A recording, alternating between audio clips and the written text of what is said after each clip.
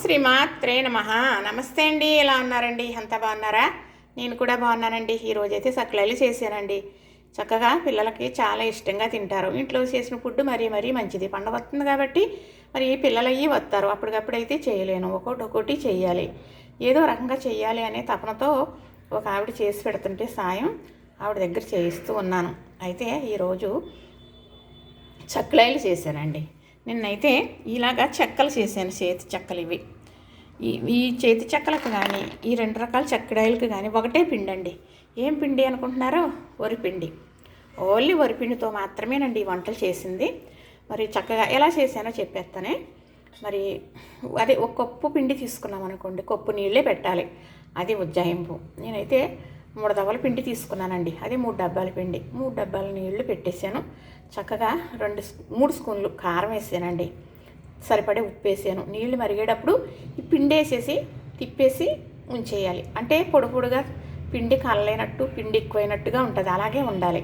అప్పుడు చల్లారిక మనం చపాతీ పిండి ఎలాగైతే మరి బాగా మెత్తగా మదాయించి కలుపుకుంటామో అలాగా కలుపుకుని ముద్ద పెట్టుకుని ఇలా మామూలుగా తాళి చేసుకుని ఇలా జాయింట్లు కలిపేసుకోవడమే. అయితే దీనికి నువ్వు పప్పు అద్దేనండి. అలా తాల్చేటప్పుడు నువ్వు పప్పు వేస్తే అలా అంటుకుపోతుంది. దీనికైతే శనగపప్పు వేసాను. అలాగే తాల్చేటప్పుడు నానబెట్టుకుని మరి తడి ఆరిపోయేదాకా ఆరబెట్టేసుకోవాలి. నానిపోయిన పప్పు శనగపప్పు వడబోసేసుకుని గుడ్డ మీద ఆరేసుకుంటే అప్పుడు అంటుకుంటుంది అనమాట. పప్పు అయితే నానాలి, నానితేనే ఏగితే ఇందులో గొల్లు వస్తుంది అనమాట. ఇవి ఎలా చేశానండి, ఇవి ఇలా చేశాను. ఈ చెక్కలు చేతి చెక్కలు అంటే ఇలా చేశాను. రాత్రి పెట్టాను చేతి చెక్కలు చేశానండి అని. చక్కగా ఈ 3 రకాలకి కూడా నేను వరిపిండే వాడానండి. నేను ఎలా వరిపిండి రెడీ చేసుకుంటానో మరి ఇప్పుడు నాకు నిత్యం ఇంట్లో వరిపిండి ఉంటుంది. ఏ పిండి వంట వరిపిండితో చేసుకోవాలంటే ఇబ్బంది లేకుండా నేను స్వయంగా చక్కగా తయారు చేసుకుని ఉంచుకుంటాను. ఆ పిండితో వంటలు చేస్తే చాలా బాగుంటాయి. మరి అలా చేసినవి ఎంత కరకల్లాడుతూ ఉన్నాయో చూపిస్తాను మీకు. ఇంకోనండి, చూసారా ఎంత గుల్లగా వచ్చినాయో? ఇదిగో గుల్ల. చక్కగా కొంచెం ఒక తిని చూపిస్తా.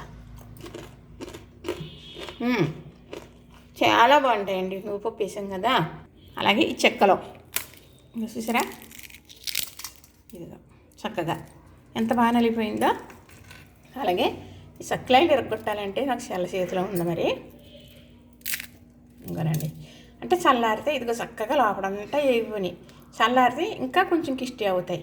కానీ చాలా బాగుంటాయండి, తినడానికి చాలా బాగుంటాయి, కమ్మగా ఉంటాయి అన్నమాట. ఇందులో శనగపిండి అని ఏమీ వేయలేదు కదా. చక్కగా ఈ 3 రకాలు చేయడం జరిగింది. చూశారు కదా, చేసుకునే విధానం చెప్పేశాను కదా. ఏమీ లేదండి, ఒక గ్లాస్ పిండి తీసుకోండి, గ్లాస్ నీళ్ళు పెట్టుకోండి. ఆ ఎసరు మరిగేటప్పుడు కొంచెం కారం ఉప్పు వేసుకోండి. ఒకవేళ నువ్వు పప్పు వేసుకోవాలి అని ఇలా తాల్చేటప్పుడు కాకుండా ఆ నీటిలో కూడా వేసేసుకోవచ్చు. వేసేసి పిండి కలిపేయండి. పిండి పొడిగానే అనిపిస్తుంది, ఉట్టి పిండిలాగే మామూలుగా మనం వేసిన పిండి వేసినట్టుగా ఉన్నట్టు అనిపించదు. ఏం పర్వాలేదు, ఎందుకంటే వేడి మీద వేయటం మనకి పిండి జిగురు రావాలి. జిగురు వస్తేనే కదా మనం తాల్చడానికి ఇలా రౌండ్ చుట్టడానికి ఇరగకుండా వస్తుంది. చక్కగా గుల్లగా వస్తాయి, కమ్మగా ఉంటాయి. అందుకు మనం వేడి నీటిలో వేసేసి కట్టేయాలి అంతే. తాళి చేసుకుని కూర్చొని చక్కగా చేసేసుకుని అన్నీ పళ్ళులో దాని మీద ఒకటి కూడా పెట్టేసుకోవచ్చు. అతకో చక్కగా ఒకసారి 2-3 సార్లు వేపేసుకోవచ్చు. అంతేనండి, చేసుకుంటే ఏదైనా సులువేనండి. చూస్తేనేనండి కష్టం. చూసారు కదా, నచ్చింది కదా, లైక్ చేయండి, షేర్ చేయండి, సబ్స్క్రైబ్ కూడా చేసేయండి.